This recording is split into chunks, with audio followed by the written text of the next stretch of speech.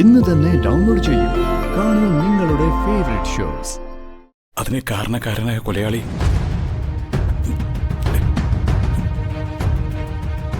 ഞാനാ.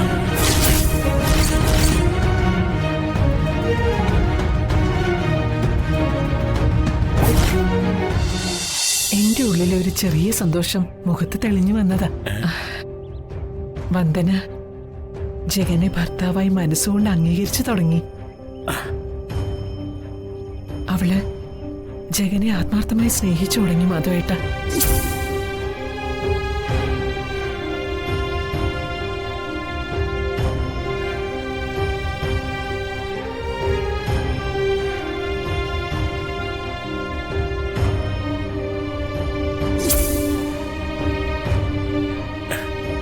ഈശ്വര, അബോധാവസ്ഥയിൽ താലി കെട്ടിയ പുരുഷനെ ഒരിക്കലും അവൾക്ക് ഉൾക്കൊള്ളാൻ കഴിയുമെന്ന് പ്രതീക്ഷിച്ചിരുന്നതല്ല ചന്ദ്രു.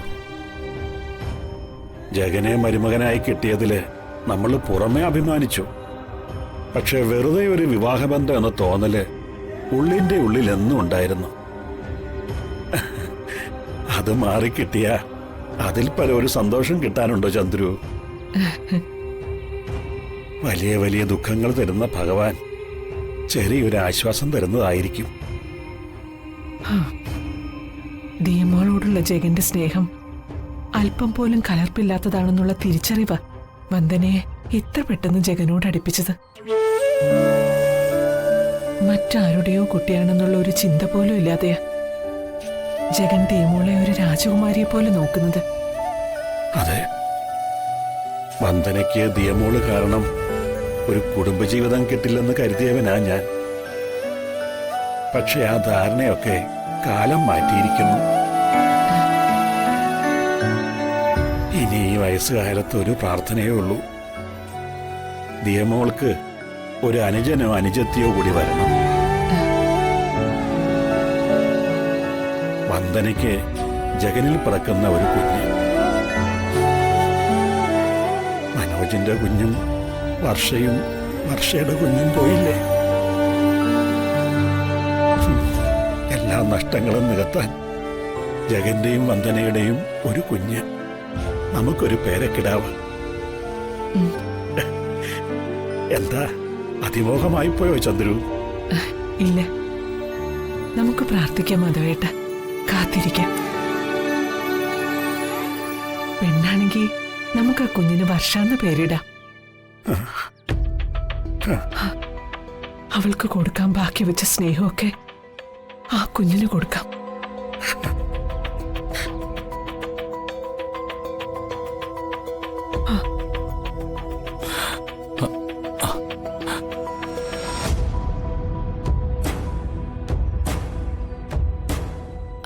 അമ്മേ, അച്ഛാ, ഞങ്ങൾ പോയിട്ട് വരാം. ശരി മോളെ, പോയിട്ട് വാ. ടാറ്റാ. ശരി, വാ.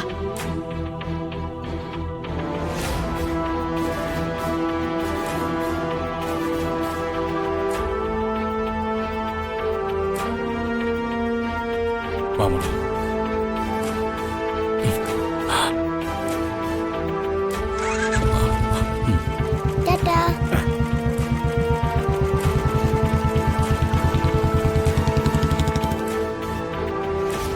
ചന്ദ്രു, അവരങ്ങോട്ടാ? കുറുപ്പിന്റെ വീട്ടിൽ പോയി കുറുപ്പിനെ സുമലതയെ ഒന്ന് കാണണമെന്ന് ഞാൻ പറഞ്ഞിരുന്നു. അങ്ങോട്ട് പോയതാവും. നന്നായി. ജഗനിലും വന്ദനയിലും ഞാൻ കാണുന്നത് നമ്മളെ തന്നെയാണ് ചന്ദ്രു. മാധവനും ചന്ദ്രികയും അവരും നമ്മളെ പോലെ ജീവിക്കട്ടെ.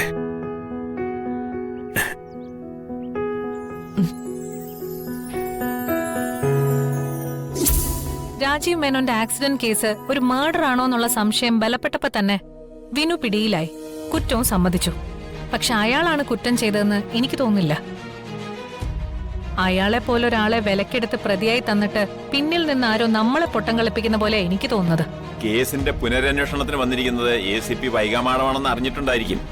അതോടെ അവർക്ക് ഇരിക്കപ്പുറതി ഇല്ലാതായി കാണും. എന്തായാലും ഈ കേസിൽ പ്രതികളായി സംശയിക്കണമെങ്കിൽ ആരെ വേണേലും സംശയിക്കാം. ഈ അപകടവുമായി ബന്ധപ്പെട്ട് മാധവൻ നായരുടെ കുടുംബത്തെയും സംശയിക്കാൻ വകയുണ്ട്.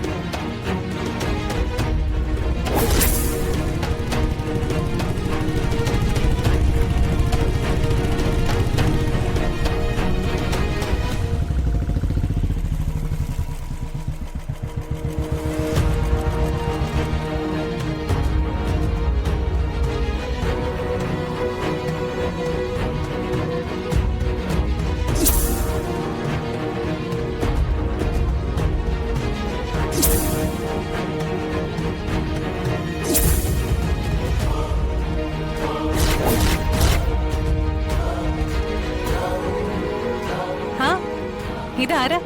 ജഗനോ? കുടുംബസമേതാണല്ലോ. ഹലോ. കുടിക്കാൻ എന്താ വേണ്ടേ? ഒന്നും വേണ്ട മേഡം. ആ എന്നാ നമുക്ക് പുറത്തു പോയി ഫുഡൊക്കെ കഴിച്ചിട്ട് പിരിയാം. ദിയമോ കാൻഡിയുടെ വക ഒരു സ്പെഷ്യൽ ഐസ്ക്രീം വാങ്ങിത്തരാം. എന്താ പറയുന്നു?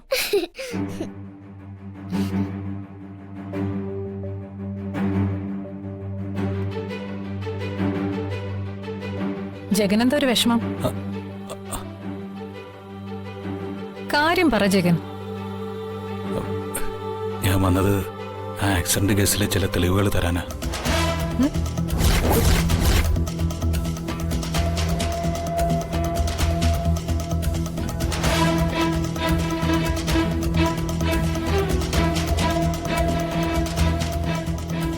ആ ആക്സിഡന്റ് കേസിൽ വിനുവേട്ടൻ നിരപരാധിയാണ്.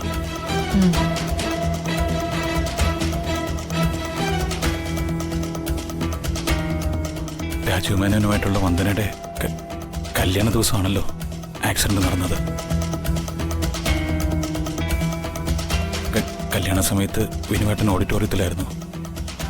അത് തെളിയിക്കുന്ന വീഡിയോസിന്റെ പെൻഡ്രൈവാണത്.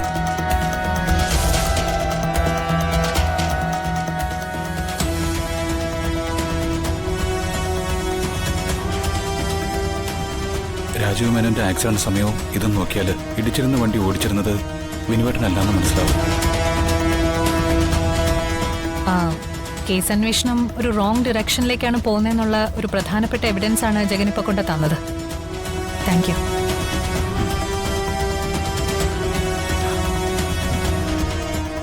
രാജീവ് മേനോന്റെ മരണത്തിന്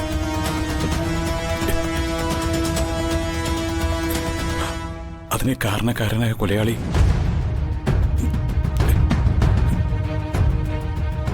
ഞാനാ.